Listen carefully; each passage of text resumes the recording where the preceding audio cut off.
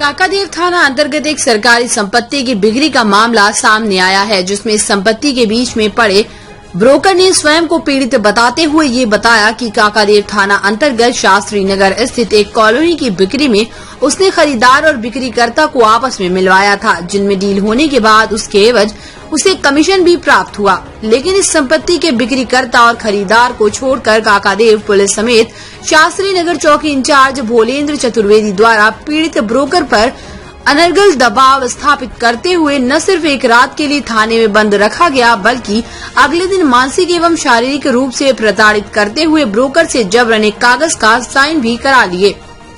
बताते चले कि पूरा मामला काकादेव थाना अंतर्गत शास्त्री नगर स्थित एक कॉलोनी से जुड़ा हुआ है। ये कॉलोनी श्रम विभाग की बताई जा रही है, जिसमें यहाँ की निवासी निशा लैम्बर्ट द्वारा इस सरकारी संपत्ति को, जिसकी बिक्री पर पूर्णतः रोक लगी हुई है, उसे अनधिकृत रूप से संजीव गुप्ता, बलराम यादव, अजय चौरसिया और शिवाकांत मिश्रा को बेचा गया। 7 लाख रुपए में बेची गई इस कॉलोनी में ब्रोकर स्मिथ सिंह उर्फ बंटी को 10% कमीशन भी मिला था। लेकिन ब्रोकर का आरोप है कि अब कॉलोनी के खरीदार और बिक्रीकर्ता काकादेव पुलिस से साठगांठ कर मुझ पर सरकारी संपत्ति की बिक्री के विवाद समेत पॉक्सो एक्ट में फंसाने को लेकर अनर्गल दबाव बना रहे हैं और जबरन उसे कागज पर साइन भी करा लिए। सूत्रों के मुताबिक इससे पहले भी शास्त्री नगर चौकी इंचार्ज भोलेंद्र चतुर्वेदी द्वारा कानपुर नगर निगम की एक दुकान पर भी अवैध कब्जा कराने का मामला सामने आया था, जिसमें इस मामले से जुड़े कई नाम तब भी सामने आए। ऐसे में देखने वाली बात ये होगी कि क्या क्षेत्रीय माफियाओं के सहयोग से शास्त्री नगर चौकी इंचार्ज भोलेंद्र चतुर्वेदी इसी प्रकार से सरकारी संपत्तियों पर कब्जा कराने से लेकर ऐसे ही अन्य प्रकरणों को अंजाम देते रहेंगे, या उच्च अधिकारी इनके विरुद्ध कोई कार्रवाई करते हैं।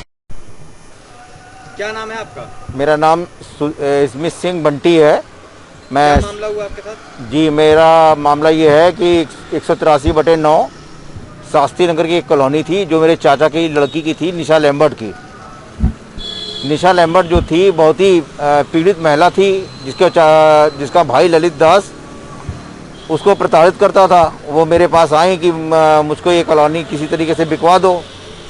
तो मैंने उनकी देखा कि बहुत ज़्यादा परेशान है, तो इस बारे मैंने इनकी कॉलोनी जो है बिकवाने के लिए प्रयास किया। और फिर मेरी जो कमीशन तय हुई थी इनसे, ठीक, तो उनने बोला ठीक है, तुमको हम 10% कमीशन दे देंगे। तो फिर इस तरीके से मुझे बलराम यादव, एक जो कॉलोनी का काम करते हैं, वो भी शास्त्री नगर निवासी हैं, जिनके साथ में 3-4 लोग जुड़े हैं, शिवाकांत और संजू गुप्ता और अजय चौरसिया, ठीक, ये सब जो कॉलोनी का काम करते हैं, इनसे मेरा सौदा। तो मैं गया घबरा। आज 4:30 बजे के लमसम ये लोग ने मुझे बाहर बुलवाया। जब निशा लैम्बर्ट को छोड़ रहे थे तो मुझको ही बाहर बुलाया और बुलवा के उनने मुझको धमकी दी कि ये अगर तुमने नहीं स्वीकारा तो मैं तुमको वो कर लूँगा। मैंने मना किया इनको कि मैं, देखिए 2 लाख मेरे पास है नहीं, मैं एक गरीब तबके का व्यक्ति हूँ, इतना पैसा मैं कहाँ से लेके आऊँगा। फिर ये लोग ने मेरे बाल पकड़े। बाल पकड़ने के बाद मुझे मारा। मारने के बाद कहा कि अगर साले तू पैसे नहीं देगा तो तुझे पास्को में मैं जेल भेज दूँगा। तो फिर मुझसे इन लोगों ने एप्लीकेशन लिखवाई और जबरन मुझसे 2 लाख रुपए लिखवा लिए। मुझे डर है कि कहीं मुझे ये गलत मामले में फंसा ना दें, क्योंकि ऑलरेडी इनके पास पास्को की जो एप्लीकेशन लड़की से लिखवा के रखी गई थी साइन करा के, ये चीज़ मुझे दिखाई गई थाने में जब मैं लॉकअप में था, कि ऐसा ना हो कि लोग मुझे जबरन उसमें डलवा दें। मैं यहाँ कमिश्नर साहब के आया था केवल न्याय मांगने के लिए कि मुझे किसी भी प्रकार से न्याय मिल जाए। और ये मुझे गलत भूमिका क्या रही पूरे मामले में? इस पुलिस की भूमिका इस मामले में पूरी बहुत ही खराब रही। जो लोग थे, जबकि वो कॉलोनी कायदे से देखी जाए तो ना बेचने का अधिकार है ना खरीदने का अधिकार है, क्योंकि इसमें दोनों ही दंडित अपराधी है। अगर पुलिस चाहती है तो दोनों ही को बैठा लेती है वहाँ पर, लेकिन पुलिस ने वो लोगों को रफा दफा कर दिया और मेरे ऊपर मुझको प्रताड़ित करके उनने एप्लीकेशन मुझसे ले ली कि 2 लाख तुम्हें देने पड़ेंगे इसको, ऐसे भी हो। अब मैं गरीब आदमी हूँ, बताइए मैं पैसे कहाँ से दूंगा इनको। मैं आज आपने किस अधिकारी से मिलने की कोशिश की? मैं आज 2-3 अधिकारियों के पास में गया था। मैं कमिश्नर साहब के पास भी गया और एसएसपी के साहब के पास भी गया, लेकिन कोई मुझसे मुलाकात नहीं हो पाई मुझे।